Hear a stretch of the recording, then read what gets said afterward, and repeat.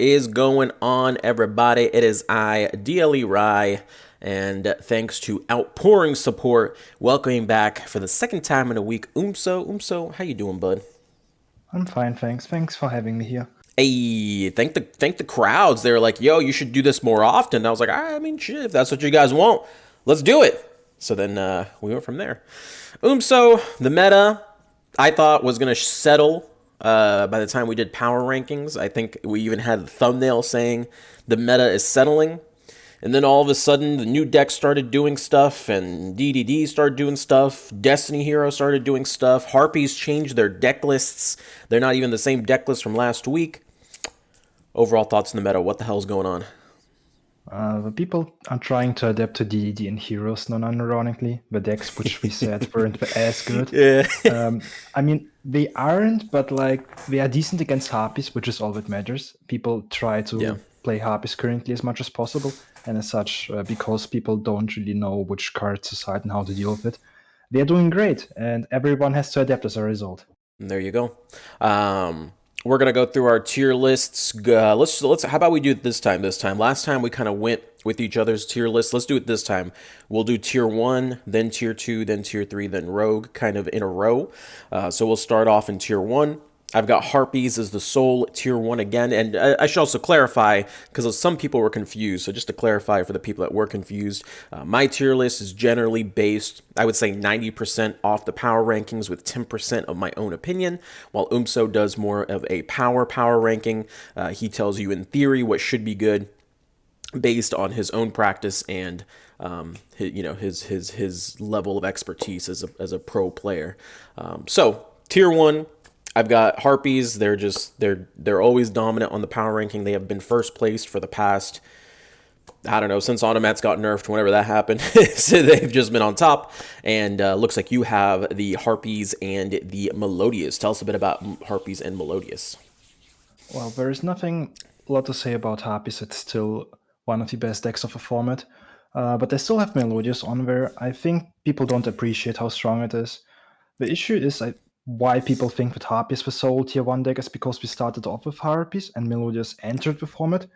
Kind of like last year, where people thought this Karakuri was the best format and then Krishan came in. And which is why I personally believe that Krishan was a better deck compared to Karakuri, because like it was actually able to play through this. But that's a different format entirely, but it's just like a comparison.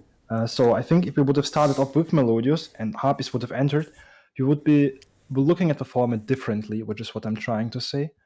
And that's why I personally think people don't appreciate it, because the order was different. There you go. Anything specific to Harpy? I know Harpies have been changing their deck lists a lot to continue playing them. Do you think this new kind of MST, some of them playing Raigeki break in the main deck, do you think this is going to stick around, or is this more of a temporary fix until the new decks kind of fall off? Depends on how popular the new decks are going to be. Like MST is amazing against Heroes and DDD. Like if they activate Clock Tower and you just activate it in the same chain, they can't search MST, which is huge. And since Clock Tower has 0 counters, they can't special summon anything. So it will just depend on how people want to adapt with it, because the meta is always not depending on what the top players think, but what everyone thinks. If the There you go. majority thinks that Harpies is the deck to beat, then people will try to adapt to it. If people think that Melodious is the best deck, they will adapt to the other deck. It depends on what people think and not what like one person thinks. One person isn't able to control the meta, but that person is able to influence it in some way or form. There you go. For Melodious, for me, I had them at tier 2 last week, dropping to tier 3. Melodious has just not been a deck that's been performing in tournaments. Even if you take it just the money tournaments into account, Melodious seems to come up short. They did have an impressive MCS run, which I think you actually topped with Crystron's, which was more impressive in my opinion, but that's another discussion for another time. The Melodious, it's a weird deck, right? Because it's got all these annoying cards to deal with. But like I said last week, they just lose to the most random cards on the metagame. So it's interesting because it really feels like, Harpies is the perceived best deck, but it's also been the best performing deck regardless. Amongst all top players, because I always feel like when you get into like those big money tournaments, the GG tours, the MCSs, the meta weeklies, people like to play a little bit more like what they're comfortable with, a little bit more passive. They're not willing to experiment as much. Where the free tournaments, people experiment, find something broken, then they bring it to the big pay tournaments. Which is why we saw Destiny Hero win GG Tour all of a sudden. We're like, what the hell is this? And then it just started being everywhere from there. So we'll see. We'll see how that continues to adapt. If Melodious can climb the ranks back up. Regardless, their performance has been really abysmal. Like the past, I don't know, 5 weeks or something. Tier 2. This is something we disagree on too. DDD versus D-Hero, the two new decks. Why don't we talk about the two new decks that enter the format? You go ahead. Okay, so Destiny Hero and what is it called? DDD are there because Konami thought, okay, it's time to hit Harpies, but not hitting the deck directly, but rather introducing decks which are able to deal with it. Yeah. Heroes is there to search MST so they can pop either their own field spell or the opponent's field spell. Because the most annoying part about Harpies was always that you needed to chain on their normal summon. But if you like use MST on their field spell, you can hold our Book of Moon or TTH for a little bit longer until they commit to a board, which is a lot, which is better compared to like trying to book their normal summon and then they just chain Swallow's Nest. But if we use it on the Synchro, they can't do that. There you go. So that's one of the reasons why Destiny Hero is doing great. And a similar reason is for DDD.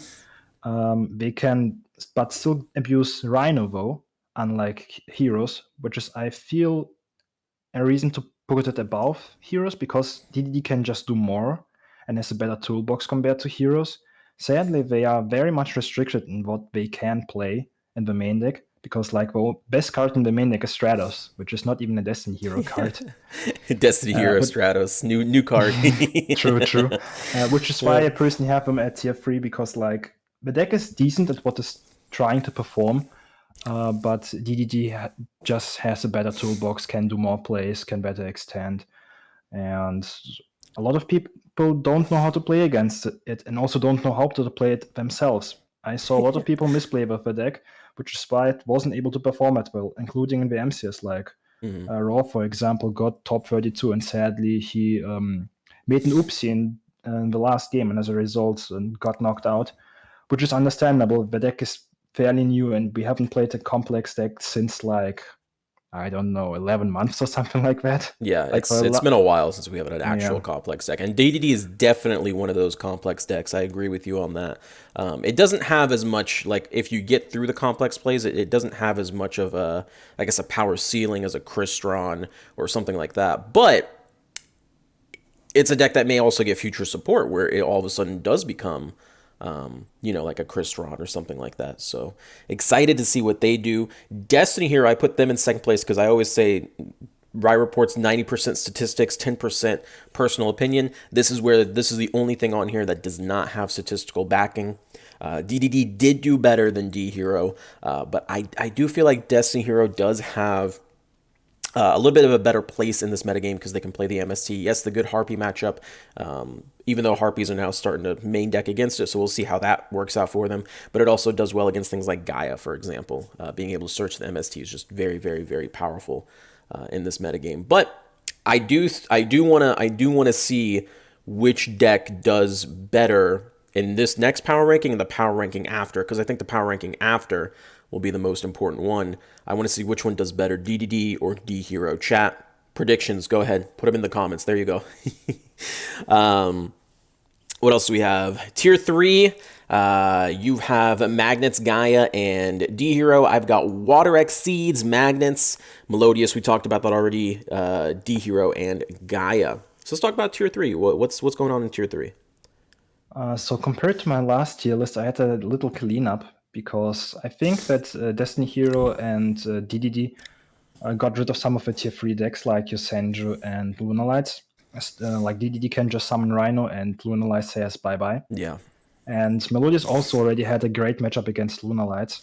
So like now there's like 2 decks, which if you look at least at my tier list, I have like the top 3 decks are DDD and Melodious and Harpies. So Lunalight has 2 bad matchups and 1 good. So there is no reason to play it. Yep. Similarly, Yusenjo had a good Melodious matchup, but it struggled against Harpies. It was decent against Melodious because you could normal summon Karma 1 and bounce. But now DDD is here, and they also farm it very easily. So that's a runaway from me, which is why you have. I mean, for you have it still at least a draw, but that's another topic. Yeah, I never was a fan of water. Like the win con for that deck is draw the floodgate. And I think that Harpies is better at doing that. Like, of course, it can't draw Poisonous Wind, but it can still draw Necrovalley, Mind Drain, and all that other BS. Because it has a draw spell, and I don't see the point at playing water when you have Harpies which can draw cards. So Water Exceed is always an interesting topic to talk about because it is the number one deck of our format that the professional players do not want to like admit is good, in my opinion. But it always ends up having ridiculous top rates. Somehow, yeah. This last week they were second place on power ranking, and the only thing stopping me from putting them on tier 2 was the week before they were fifth place. But if you ignore that week, the week they got fifth place, they've been second place consistently since the automatic nerf, which is hilarious to me. I don't know, dude. This deck they have Diva APK. I don't know, Diva APK with Necro Valley or something. This deck sticks around. It's one of those decks where it'd probably be good for the metagame. You know, if Water were to leave, that's how you know we're in a meta that's actually appropriate on the power level. But as long as this deck has a small core and can play the floodgates in a best of 3 format, because let's be honest, this deck would never function in a best of 1 KC Cup style. It wouldn't work. As long as we are in that best of 3 kind of side deck format, Water XCs will always be around, I feel, until Konami officially upgrades our game beyond losing to 1 floodgate, but we'll see if that ever happens. I don't know. Magnets, I agree with you on that. Magnets are, I think, the D-draw deck. I think Yosenju had a pretty good couple weeks, but they're just falling off now, even statistically. While Gaia continues to rise, Gaia is still on the rise. They've been doing very, very well with the Gaia. Tell me a little bit about Gaia. I think it's a very solid deck. It's not something as amazing as Melodious, but it just does its play good enough because it is consistent. If it would be able to like not float the board, like swarm the board, it would be better. But sadly, all it can do most of the time is sit on that one boss monster. But that's good enough against some decks, like being able to prevent hand traps and be able to like summon the fusion, set to back row. That's sometimes good enough. There you go. It doesn't have to be broken. It's just solid. Yeah, that's really it. It's just a really, really consistent, good deck.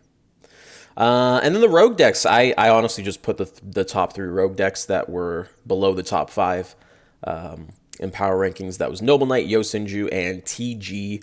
And then you've got Thunder Dragon on there still, which I don't think made it too high. Thunder Dragon has kind of not been played lately. Yeah, they're actually just below Noble Knight by 2 points, so it's not that bad. Wow. Okay. People just don't play Thunder Dragon, though. That's the thing. If you look at how many people enter with Thunder Dragon and the overall entries, people just don't play this deck anymore. Interesting. They just, it's justified, honestly. It's justified. Yeah, I mean, most of these rogue decks don't get plays to begin with. You're talking about 3 to 4 plays of Noble Knights versus the 1 play of Thunder Dragon. You know, that's the rogue. This is probably the moment where the rogues have just kind of been really shrunk down from what they used to be. They used to be much more rogue decks, I think, that were viable. But slowly over time, the line between tier 3 and rogue is kind of blurring out a little bit here. So, excuse me, can you repeat it? No, I was gonna say right now the rogue decks, they're all like they're still here. You still see them, but the power difference between like a tier 3 deck and a rogue deck is like slowly. It's a difference. Yeah. So like the only reason I have Thunder Dragon still on that because Levy exists. Like that card is brutal. Yeah, it's like if that card didn't exist, Thunder Dragon wouldn't be a deck right now. Pretty much. I mean, but people don't respect it at times. Like my MCS run, I was kind of fortunate that I didn't face a lot of Necrovalley. Like the only Necrovalley I saw wasn't even from Harpies; it was from Gaia of all things. Gaia? Yeah, it was in round 1, and I thankfully just drew my out, so that was easy.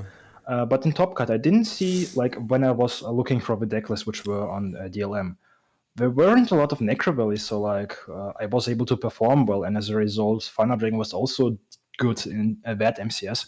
So like when people don't respect it, it's able to perform, but that won't happen yet again because now people saw that like I did well.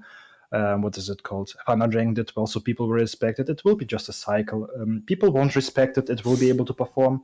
Once it performs, people will put cards, and then it will slowly go away, and then somebody will be able to perform yet again. So when Water X Seed starts main decking Necro Valley again, you're just like, oh Exactly, my exactly. god, dude. All right, and that's all the decks. Anything else that we missed? Anything else on your mind about the metagame? Predictions for next week? I don't know. I think a lot of more decks will just main Dweller. Like I can see Harpies having Dweller and extra deck Yeah. to deal with annoying heroes. Like if they summon Dweller, like good luck resolving your Clock Tower. And once Clock Tower isn't a thing, they can't OTK you. And if they can't OTK you, you're fine. There you go. I'm excited to see what happens with DDD and D-Hero. I hope they continue to climb. I don't really want to put, DDD in Rogue tier because DDD was really close to being considered. Both them and Destiny Hero were close to being considered Rogue tier, but I'm glad that I was able to place them on with statistical data.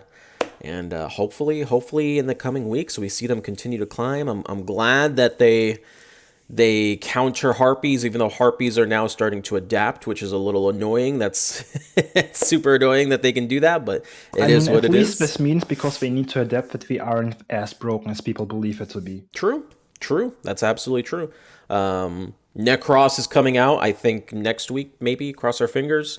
Copium? Copium, yeah. So we'll see how that goes. Rituals have always kind of been bad in Duel Links, besides Cyber Angels. So we'll see. That's it from us, though. Umso, any other shoutouts?